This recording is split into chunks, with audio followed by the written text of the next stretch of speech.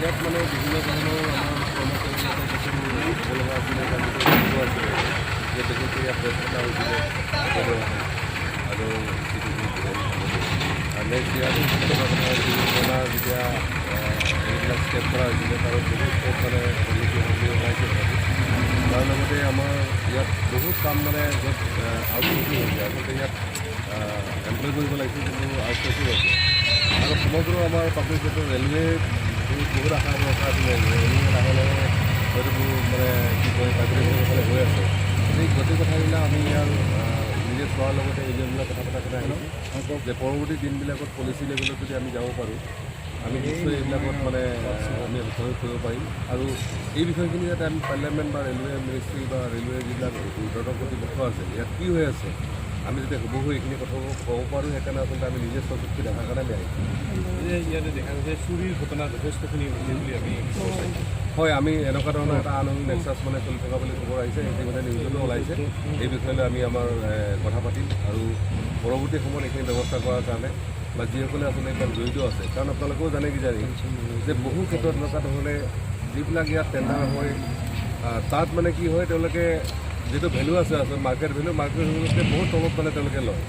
আৰু তাতে আচলতে এই কথাখিনি হয় যেনেকৈ আমি বাকী কিছুমান কামত তেনেকুৱা দেখা পাওঁ যে যিটো ৰেটত ল'ব লাগে বহুত তলত লয় তেওঁলোকে লোৱাৰ ফলত কি হয় তেওঁলোকে এনেকুৱা ধৰণৰ কিছুমান অবৈধ কাম কৰাৰ মানে প্ৰয়োজন আহি পৰিছে এতিয়া আমি প্ৰথমতে যদি এইবিলাক বন্ধ কৰিব পাৰোঁ সেইকাৰণে আমি নিজ চকুত চোৱাৰ কাৰণে আহিছোঁ আৰু মই ভাবোঁ আমি এবাৰ ভ্ৰমণ কৰি যোৱাৰ পিছত ইয়াৰ বহুতখিনি অৱস্থা উন্নতি হ'ব বুলি মই আশা কৰোঁ আৰ পি এফ বা তেনেকৈ যিবোৰ নিৰাপত্তাৰ দায়িত্ব তেওঁলোকে ইয়াত জড়িত মানে ইয়াত কেৱল তেওঁলোকে জড়িত হোৱাৰ কথা নাহে যদি ইয়াত ভিতৰৰ পৰা কৰ্তৃপক্ষবিলাকৰ অলপো ইনভলভমেণ্ট নাথাকিলে সম্ভৱ হয় কাৰণ সাধাৰণ দায়িত্ব তেওঁলোকৰ থাকে আৰ পি এফৰ কিছু মানুহ আছে সেইটো কাৰণে আমি আজি নকওঁ আমি গোটেই পৰিস্থিতি চোৱাৰ পিছত তেওঁলোকৰ কথা পতাৰ পিছত আমি ক'ব পাৰিম কি হৈছে কিন্তু আমি আশা কৰোঁ যে পৰৱৰ্তী দিনত যে এইবিলাক নহয় আৰু বিশেষকৈ আমাৰ বঙাইগাঁও চিৰাঙৰ ৰাইজৰ বা লোৱাৰ আসামৰ সকলো ৰাইজৰ বঙাইগাঁও যিটো ৰেলৱে অফিচ আছে তাৰ প্ৰতি বহুত আশা ভৰসা আছে সকলোৰে দাবী যে ইয়াত ভাল এটা এনেকুৱা ধৰণৰ মানে ৰেলৱেৰ পৰা মানে হওক যাতে আমাৰ কৰ্মসংস্থান হয় বা ব্যৱসায় হয় বা আমাৰ ৰাইজবিলাক ইয়াত মানে যাতে সুবিধাখিনি পায় এইটো সকলোৱে আশা কৰে গতিকে যিকোনো মূল্যবিহীন আমি যিবিলাক পাব্লিক চেক্টৰ আছে সেইবিলাকৰ বচোৱাৰ কামটো আমি কৰিব লাগিব অলৰেডি চৰকাৰৰ যিবিলাক পলিচি পলিচি হওক বা পাৰ্লিয়ামেণ্ট পলিচি হওক সেইবিলাকৰ পৰা যাতে সামগ্ৰিকভাৱে আমাৰ ৰাইজৰ ক্ষতি নহয় এই কথাটো কিন্তু আমি নিশ্চিত কৰা পৰ্যন্ত আহিব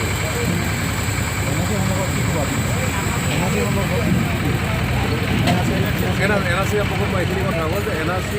71/24 মাৰ্চৰ যিটো NRC আছিলে ইয়াত বিশেষকৈ আমাৰ কোকৰাঝাৰ সমষ্টি হওক বা লোৱাৰ আসামৰ বহু মানে নাগৰিকৰ তেওঁলোকৰ নামবিলাক বাদ পৰিছে কিছুমানৰ 2জন আছে কিছুমানৰ 3জন অহা নাই এইটো বহুত দুৰ্ভাগ্যজনক আৰু অপমানজনক দ্বিতীয়তে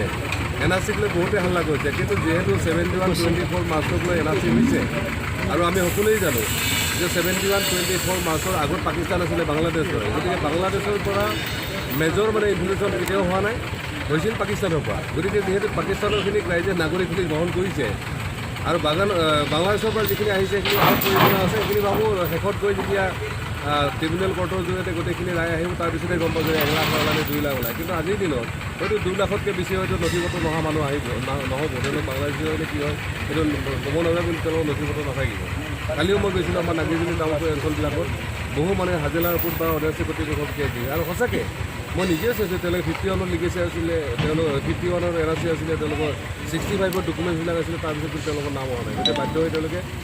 কৰ্তৃপক্ষৰ ওপৰত মানে কেছ দিছে আৰু এইটোলৈ অসমৰ বিভিন্ন সংগঠনবিলাকে মই ভাবোঁ ইয়াত যদি কিবা সেই সময়ৰ পৰিস্থিতিক লৈ মানি লৈছিলে আছু বা AGPয়ে যে 71/24 মাৰ্চটো অসমৰ নাগৰিক চিনাক্তকৰণৰ সময়সীমা হওক ভুলটো কিজানি তাতে আছিলে কাৰণ আমি জনাত 71 তথ্যপাতি যিখিনি আমাৰ আছে বা সকলোৱে জানে যে হিষ্ট্ৰী যিবিলাকে জানে সেইটো জানে যে 71/24 মাৰ্চত কিন্তু মাছ স্কেলত মানে ইনফ্লুৱেঞ্চনটো হোৱা নাই ইয়াৰ আগত হৈছিলে ভাৰত বিভাজনৰ সময়ত হওক বা মানে বাংলাদেশ মানে হেৰি ক্ষেত্ৰত হওক সেই সময়ত হৈছিলে গতিকে মই ভাবোঁ 51টো পৰে সেইটো বেলেগ এটা মেটাৰ কিন্তু অসম চুক্তি আধাৰ হোৱা NRCটো এইটো বেলেগ বিষয় আৰু এইটো লৈ ভৱিষ্যত অসমৰ স্বাৰ্থত আমাৰ যিবিলাক জাতীয় দলসমূহ আছে তেওঁলোকে এটা পজিটিভ আৰু এটা দূৰদৰ্শী সিদ্ধান্ত ল'লে মই ভাল হয় বুলি ভাবোঁ নহ'লে ইয়াত যিসকলে ৰাজনীতি কৰি আছে তেওঁলোকে ৰাজনীতি কৰা সুবিধা দিয়া হ'ব আৰু সৰ্বসাধাৰণ ৰাইজ সদায় আমি বিভাজিত হ'ব কাৰণ আপোনালোকে দেখিছে যে আজি ৰেলৱে কথাটো চাওক ৰেলৱেত মানে যি প্ৰাইভেটাইজেশ্যনৰ কথা চলি আছে আমি সকলোৱে জানো যে পাব্লিক চেক্টৰত ইমান সম্ভাৱনা আছিল ইয়াত এমপ্লয়মেণ্ট সম্ভাৱনা আছে ইয়াত লাভৰ সম্ভাৱনা গোটেইখিনি আছে ইয়াত বহু মানুহ জড়িত হৈছে জড়িত হৈ থকা নহয় ৰেলৱে কমচে কম নিজৰ বুলি মানুহখিনি সুবিধা কিছু দিয়ে, কিন্তু যদি প্ৰাইভেট হৈ যায় এইখিনি কিন্তু সম্ভাৱনা নাথাকিব। গতিকে আমাৰ মানুহবিলাক যদি NRC বা এনেকুৱা মেটাৰ লৈ লাগি থাকে, নদীবান্ধ হওক, এইবিলাক মানে ৰেলৱে ক্ষেত্ৰত হওক, এনেকুৱা ধৰণৰ যিবিলাক বিষয় বা দৈনন্দিন আমাৰ যিটো ইনফ্লেশ্যনৰ কথা আহিছে, মন্দা অৱস্থাৰ কথা, এইবিলাক কথা কিন্তু কেতিয়াও নহ'ব, কেতিয়াও মানে আমি পাতা সুবিধাখিনি নাপাওঁ। সেইকাৰণে মই ভাবোঁ যিমান পাৰোঁ NRC বা এই মেটাৰবিলাকৰ পৰা উৰ্ধত গৈ আমি কিন্তু এইবিলাক বিষয় আলোচনা বা সিদ্ধান্তৰ প্ৰয়োজনটো আহিছে। যোৱাকালি কৈছে যে BPF আৰু BPLৰ আলোচনা চলি আছে, গতিকে এয়া হয় যদি আপোনাৰ যি আপোনাৰ শক্তি অগ্ৰশক্তি, গতিকে তেওঁলোক প্ৰত্যাহ্বান সৃষ্টি কৰিব পাৰে। আজিৰ দিনত নৱসৈনিয়াৰ লগত যিখিনি মানুহ আছে, আমি এটা কথা নিশ্চিতভাৱে ক'ব পাৰোঁ, এইবাৰ BTC কাউন্সিল কোকৰাঝাৰ আমি দখল কৰিম। এইবাৰ হাগ্ৰামাৰ জেগাত আমাৰ চিট থাকিব, আমাৰ চৰকাৰ থাকিব। আৰু আমি আজিৰ দিনত 35খন আসন ল'ব পৰাকৈ যিখিনি পলিচি আমি ডেভেলপ কৰিছোঁ, আমাৰ কাৰণে খুবেই ভাল হ'ল। যিটো পলিচি তেওঁলোকে শেষত ল'ব লাগিছিলে তেওঁলোকে প্ৰথমতে ল'লে, আৰু কোনো সন্দেহ নাই UPPL আৰু BPFৰ বা BJP এলায়েন্সটো থাকিব, ইয়াত কোনো সন্দেহ নাই। আমাৰ এটা ভয় আছিল যে সংবিজিত পাৰ্টিক লৈ, কাৰণ সংবিজিত পাৰ্টি আমি জনাত হাগ্ৰামাৰ পকেটত প্ৰায় 2 বছৰ ধৰি সোমাই আছিলে, কিন্তু অৰুণ বৰগোহাঁইৰ পিছত তেওঁলোকে এক্সপ'জ হৈ গ'ল, আৰু এতিয়া তেওঁলোকে প্ৰস্তাৱ দিছে তেওঁলোকে চিজফায়াৰ আচলতে সংবিজিতৰ যিটো গ্ৰুপ আছে আমাৰ বিধায়ক গ্ৰুপটো, তেওঁলোকে 2 বছৰ আগতে তেওঁলোকে মানে চিজফায়াৰ প্ৰস্তাৱ দিছিল, কিন্তু তেওঁলোকে হোম মিনিষ্ট্ৰী মোৰ যিখিনি ইনফৰমেশ্যন তেওঁলোকে তেতিয়া এওঁলোকে বহু বেয়া কামত জড়িত থকা বুলি কৈ তেওঁলোকে আচলতে অস্বীকাৰ কৰিছিলে চিজফায়াৰ ৰখাৰ ক্ষেত্ৰত। কিন্তু আজি যি দেখিলে হাগ্ৰামাই নিজক বচোৱাৰ কাৰণে যিখিনি কথা কৈছে, মই এইকাৰণে ভাল পাইছোঁ। মই আগতেও কৈছোঁ যে ইয়াত যদি কোনোবা অগ্নিপন্থী গুলি ফুটাই বা আমাৰ মানুহ হত্যা কৰে, তেতিয়াহ'লে জানিম ইয়াত হাগ্ৰামাইন কোম্পানী জড়িত আছে। গতিকে এতিয়া এক্সপ'জ হৈ গ'ল, ভাল হ'ল। এটা ভয় আছিল, এটা সম্ভাৱনা আছিল, সেইটো শেষ হৈ গ'ল। গতিকে আমাৰ ওদালগুৰিৰ পৰা একেবাৰে শ্ৰীৰামপুৰলৈকে সকলো ৰাইজে খুল্লুম খোলাভাৱে বিন্দাছ মানে তেওঁলোকে ইলেকশ্যন খেলিব পাৰিব। আমাৰ এটাই কথা আছিল ৰাইজৰ, যদি ইলেকশ্যন খুল্লুম খোলা আমি খেলিব পাৰোঁ তেতিয়াহ'লে আমাক কোনো হাৰাব নোৱাৰে। গতিকে আমি ভাবোঁ আমাৰ কাৰণে যিখিনি হৈছে ভালেই হৈছে, তেওঁলোকে এলায়েন্স কৰক, এটা হওক, দুটা হওক, চাৰিটা হওক, আমাৰ ক'বলৈ একো নাই। আৰু তেওঁলোকে যিহেতু মানুহখিনি যিটো ভয় আছিলে, কাৰণ হাজাৰ হাজাৰ একে প্ৰতিষ্ঠান এতিয়াও মানে লুকাই ৰাখিছে, বা এনেকুৱা ধৰণৰ মানে নন টক ফেকশ্যনটো তেওঁলোকৰ লগত আছিলে, গতিকে এইখিনি এক্সপ'জ হোৱাৰ পিছত আমি আৰু কোনো ভয় কৰাৰ কোনো কথা নাই। যোৱাকালি চিৰাঙত গণসমাৱেশত প্ৰমোদ বৰাই অভিযোগ কৰিছে যে আপুনি BTCৰ জনসাধাৰণৰ মাজত বিভাজনৰ সৃষ্টি কৰিছে আৰু সংঘাতৰ সৃষ্টি কৰাৰ চেষ্টা চলাই আছে। মই এইখিনিয়ে কওঁ যে 2003 চনত যিখিনি BTC চুক্তি হ'ল, সেই চুক্তি হোৱাৰ পিছত এটলিষ্ট যদি তেওঁলোকে বন্দুকটো বন্ধ কৰিলেহেঁতেন বা জনসাধাৰণৰ ওপৰত হত্যা, আক্ৰমণ, হিংসাবিলাক বন্ধ কৰিলেহেঁতেন, তেতিয়াহ'লে কিন্তু এই পৰিস্থিতি নহ'লহেঁতেন। ইয়াৰ কাৰণে অকল হাগ্ৰামাৰ মহিলাই নহয়, প্ৰমোদ বৰাৰ নিচিনা লোকসকলো মানে দায়ী। আৰু বড়ো উগ্ৰ জাতীয়তাবাদক যিকোনো মূল্য বিনিময়ত ৰদ কৰা হ'ব। তাৰ সলনি প্ৰগতিশীল যিসকল বড়ো লোক আছে তেওঁলোকৰ লগ লাগি BTC পৰিৱৰ্তনৰ স্বাৰ্থত আমি তেওঁলোকৰ লগ লাগি একেলগে কাম কৰিম। আৰু এটা কথা কৈ থওঁ যে তেওঁলোকে যিটো ভাবি আছে এইটো কেতিয়াও নহয়। নৱসৈনিয়ে ইয়াত আহিছে ৰাইজৰ মাজত আচলতে শান্তি শৃংখলা আৰু এটা ৰাজনৈতিক বুজাবুজিৰ কাৰণে আহিছে। কাৰণ আপোনালোকে চাওক যে BJPয়ে জম্মু কাশ্মীৰত 370 বা 35A যেতিয়া স্কেপ কৰিলে, আমাৰ সকলো মানুহে বাহ দিছে, কিন্তু অসমত আহি কৈছে যে 371 আমি কোনো কাৰণে চেষ্টা নকৰোঁ। অমিত শ্বাহে সিদিনা নেতা মিটিঙতো কৈছে, আমাৰ ধৰা NSCৰ মিটিঙতো কৈছে। কিন্তু আপোনালোকে সকলোৱে জানে যে ইয়াত 371ৰ আণ্ডাৰতহে আচলতে আমাৰ মানে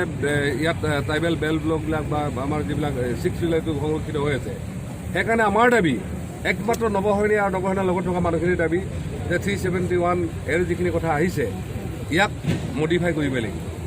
আৰু ইয়াক মডিফাই নকৰালৈকে আমি যুঁজ দি যাম। ইয়াৰ কাৰণে অলৰেডি ৰাজনৈতিক দল হ'ব গৈ আছে, প্ৰায় 22 তাৰিখে হ'ব আমাৰ মিটিং হ'ব, তাত ৰাজনৈতিক দলৰ সিদ্ধান্ত ফাইনেল হ'ব, তাত BTC অনা সিদ্ধান্ত ফাইনেল হ'ব। আৰু আমি অকল সেয়াই নহয় যে ভৱিষ্যত অসমৰ স্বাৰ্থত পলিচিবিলাক আচলতে চেঞ্জ কৰাৰ স্বাৰ্থত আমি প্ৰয়োজনত অসম চৰকাৰ গঠন কৰাৰ কাৰণে আমি ৰেডি হৈ আছোঁ। কাৰণ দেখিছে যে আজি ৰেলৱে যিখিনি বিষয় হৈছে, আমাৰ চৰকাৰখন আছে, তেওঁলোকে বিৰোধী থাকিলে বৰ ধুনীয়া ধুনীয়া কথা কয়, এমপ্লয়মেণ্টৰ কথা কয়, নৰ্থ ইষ্টৰ মানুহখিনিৰ কাৰণে NF ৰেলৱে লাগে বুলি কয়, কিন্তু যেতিয়া চৰকাৰত আহিব তেওঁলোকে মনে মনে থাকে। কংগ্ৰেছ পাৰ্টিৰ কথা একে, BJP পাৰ্টিৰ কথা একে। সেইকাৰণে কৈছোঁ যিদিনালৈকে আমাৰ নিচিনা মানুহবিলাক গৈ পলিচি মেকিঙত যাব নোৱাৰিব, সেইদিনালৈকে ৰাইজৰ হৈ কথা কোৱা, ৰাইজৰ পক্ষত সিদ্ধান্ত লোৱা, ৰাইজৰ হৈ কাম কৰা মানুহ কিন্তু কেতিয়াও নাপাব। কাৰণ আজি যিসকল আছে তেওঁলোকে দিল্লীৰ বহতীয়া, এইটো BJPৰ মানুহ কওক, এইটো কংগ্ৰেছৰ মানুহ কওক। মই সেইকাৰণে কৈছোঁ যে নৱসৈনিয়াক যোনে যি কৈ থাকক, আমি আমাৰ উদ্দেশ্য লক্ষ্য স্থিৰ। আমি 371 ৰিভিউ কৰি হ'লেও BTCত থকা যিসকল নন বড়ো বা যিসকল বিভিন্ন জাতি জনগোষ্ঠীৰ লোক আছে তেওঁলোকৰ অধিকাৰ মৰ্যাদা আমি দিয়াৰ কাৰণে 1 ছেকেণ্ডো আমি পিছ হৈ কিনে ধন্যবাদ।